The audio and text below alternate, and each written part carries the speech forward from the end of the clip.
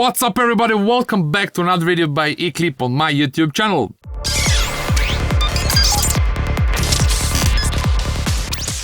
So there was the small break since the last video because I had to do 2 hacks and both of those hacks were successfully recovered. Anyway, and also I finished Psychedelic Tips Wall 3, which is now available on my website www.clipmusic.com, and after that I went for a vacation. But on the vacation and during this time I wasn't lazy, so I wrote a bunch of the ideas for the next videos, and I was going through all of your comments and writing down what topics can be good. So this video is going to be a bit shorter, but I'm going to cover the smaller topics as well, and smaller sound design tricks and mixing, mastering, whatever comes to my mind, and whatever I believe is going to be interesting for you. So there was a video about using the flanger on the lead and using the flanger in order to create this uplifting effect, and in that video I used the default Cubase flanger, which actually have this manual option. So if I open the flanger here, if we just move it to the manual over here, then we can use this knob over here in order to control the position of the effect of the flanger on anything we put it on. So I didn't recognize this, but there's not many of the plugins that actually have this manual option, and in general there's only 2 of them for now, in my knowledge, that can do this. But since there's plenty of you who are not using Cubase and that you're not able to create this type of the effect, I was researching a little bit and tried to find some other plugins that actually can do this. So I found another plugin which I'm going to show you in this video. Anyway, so the purpose of this video, purpose of this example is that now I have the track which is almost on the end, which is going to be released soon on Iboga Records. Anyway, so there's an intro, there's a first part, there's this surprise moment, there's a main break. After the main break, I want to create this tension with the FM lead. Actually, not the FM lead, but it's a distorted lead, which I'm going to put flanger on top of it. So this is something that I did in my track originally.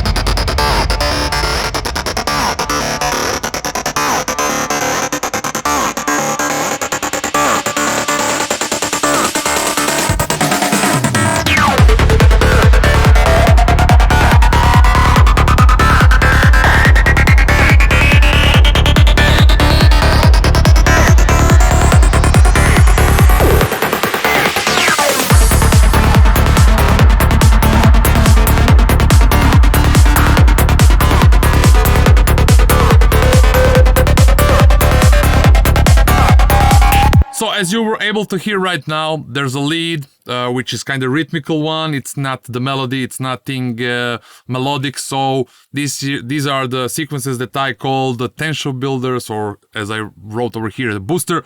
So the purpose of this lead is just to generate like nice rhythmical momentum, and also to get to concentrate on a sound design which is going to be like screamy, distorted. And also I used the flanger in order to automate or to add on top of that this extra movement or this extra moment that is going to create this lead to be more uplifting. So as you were able to see, like there's an automation over here. So this is the flanger mix. So in the first part over here, it's dry, it's without the flanger. And then after it passed this part, like there's like a main break, there's uplifting moment, and there's a break again. And in this moment, when the whole full concentration goes on this lead, like now only this lead is that is going to play, I'm starting to add like the mix of the flanger on it, and I started to automate this effect, like how it's going to move. So what is the purpose of using the manual effect on the flanger? Because so if I use the flanger on LFO, that means it's going to automatically to start moving and apply the movement on this effect. And I do not want that because I want to control precisely when it's going to reach the maximum point of this effect, when it's going to reset, or when it's going to start downwards. It really doesn't matter. I want to be able to control when it's going to happen, because otherwise, if I just have like extra 2 bars of the break or something like this, then the LFO, it's not going to be synced anyway. We can do that as well, but it's really painful. It's much easier if I just have 2 lines of automation over here and control how the effect will work. All right, so I'll go fast through the synthesis of this. So basically, Serum, my favorite VST instruments for this type of the sounds. There's going to be plenty of you, like why not Vital? I don't know, I'm just used to it. I like more the skin, this green color as well. It's more compact. Like for me, Vital is pretty big, and I'm just used to it. And when we compare like the sound quality, everything, they are pretty similar. But this is one more reason for me to continue using Serum, because I'm really used to it. Anyway, I don't say that Vital is worse or that Vital is not good. It's just my choice is that I go with Serum. Anyway, so 2 oscillations, both saw oscillation, 16 voices, just a little bit of detune, -1 octave, -2. And from the effects section, the tube, drive on maximum, and mix on maximum. On the envelope one, there's a little bit of attack and also the 40 milliseconds. Again, I'm rating a 40, but I wanted to say that I'm not gonna give you any precise direction of how you should set everything like super precisely, because if I know that there's plenty of you that want to have like exact parameters where you're gonna set it just because you want to have it the same as I do. You don't need to have exactly the same sound as I do, because it's not going to do any good to you. The good thing is going to be when you're gonna start tweaking and you make your own decisions. There's going to be plenty of time which is you're going to be confused, but this is the part of the training.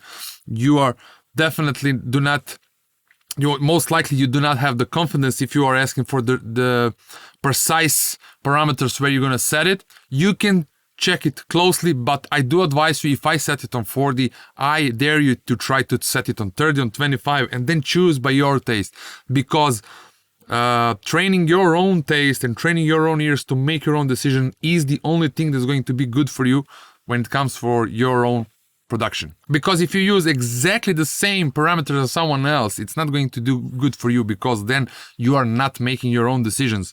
The best way is to train yourself until you start making decisions and you start be happy. This path or this journey might be a bit long, but it's the only right one. Otherwise, you're going always to be depending on someone else's work and someone else giving you instructions what you should do. Anyway, I just wanted to go through the synthesis so you can just do similarly. If I were making this, I will just open Serum, default preset. I would press oscillator B, this set to -2, -1, turn the filter on, crank up the resonance to 80% or like to 3/4, and cut off as well, drive on a half, and go to effects, turn on distortion, just crank up drive, mix and set it to tube, but I believe by default it's on tube as well, so it's gonna... I am sorry now, I always boost the mids, as you most likely know already. I just reduce a little bit of low mids as well, and I do have the low cut in this case. Anyway, special ingredient OTT. Again, I set it to something that sounds good to my ear, like the level of mids, highs and lows. Then I set RC24, as I already said. I like to put the reverb on everything in this sound, because everything that we're gonna hear in nature is gonna have at least a little bit of reflection, and any sound that our ears can actually hear is going to have a little bit of reflection. So I'm really not fan of any sounds that do not have any reflection or reverb, because they're just not going to sound natural, and I don't like the generic or computerish sound that much. So even on the kicks now, on the kick hi-hat, I set the little bit of reverb. I do not set it on the bassline, but I don't mean on that because the Psytrance drum section is pretty complicated, so I do not use that much on reverbs on drums, but on everything else in my tracks I always have the reverb. So in this case I really have a small, like 9% of RC24, which is really small and polite reverb. Then this is again because I want to automate the the level of the whole channel, and I need to use some external gain plugin because I want to keep the fader free for mixing. Then I have again compressing the low and low mids, because as I already said, like if we have the high resonance and cutoff moving, like if we automate, that means that there's going to be like huge peak moving from the lowest to the highest frequencies. So I don't mind the peaks or the resonances that are moving above 1K, but everything below that I really want to have compressed and be sure that it's not gonna to create any artificial sound. So in which frequency it's gonna create any boost, it really depends from which key of that note is, because the harmonic, if it's like, I don't know, if the harmonic is on 200 and when the cutoff is reaching 200 with a high resonance, that means it's gonna amplify that harmonic super loudly and it's gonna create this screaming or clipping effect. So this is why when I have on synthesis, when I have the cutoff automating with a high resonance, I always have something like this, like one band compressing everything below 1K. Then there's FabQ3 again. This most likely is going to be okay. All right, so I used two bands and I compressed only those two because most likely in those two frequencies there was like a small boost when the cutoff was moving through those frequencies, so I added extra compression to that. And then after that I have this flanger. So as I already said, I moved this flanger to start working from this point. So what I'm going to do, I already did it, but I'm going to show it once again. So the manual flanger that you can use in Ableton and other DAWs is M Flanger from Melda Production. As I already said many times, Melda Production is one of my favorite companies out there, and you can use this by LFO override. So instead of override to off, you can set it to 0. And now we are actually overriding the LFO override. And from this part, like minimum range, you need to crank up to 100. So now there are two parameters that we can automate here. Actually, there are more, but two that is going to help you to have this effect. First one is the range, as the flanger is also working on a whale as a delay. So I'm gonna crank up this to up to 4 milliseconds, and I'm gonna start automating this. So in the moment when I want to start flanger to move up in this plugin, actually it's going to be opposite. It's going to be from 0 to, or from 100 to 0. So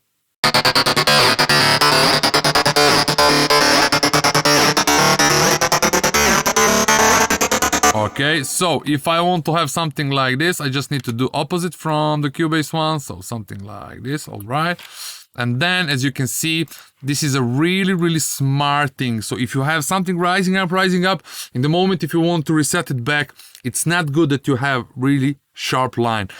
Always it sounds much better if you just start bringing it at least a little bit, like,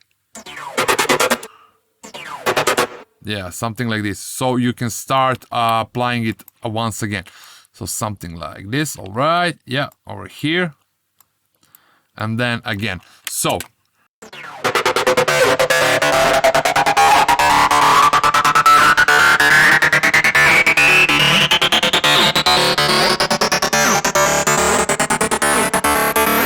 and now another one is that I also want, if I want to make this effect to be a little bit more heard, then I'm gonna automate this 4 to, let's say, minus 5 milliseconds.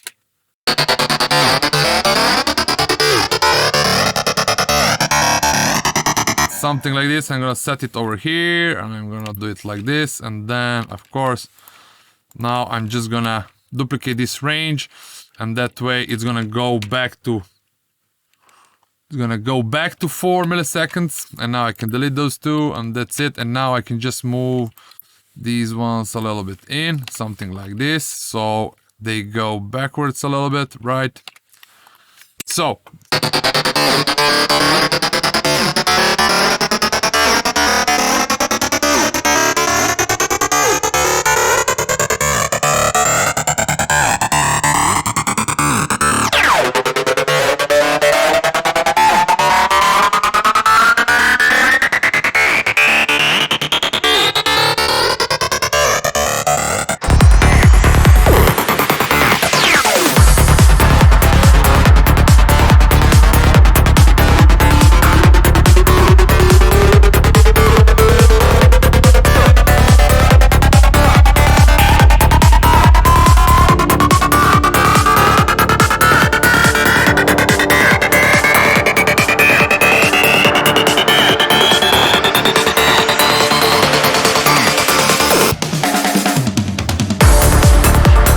So, this was the first video after a while, and I really hope that you like it, and see you soon with some other videos. Bye.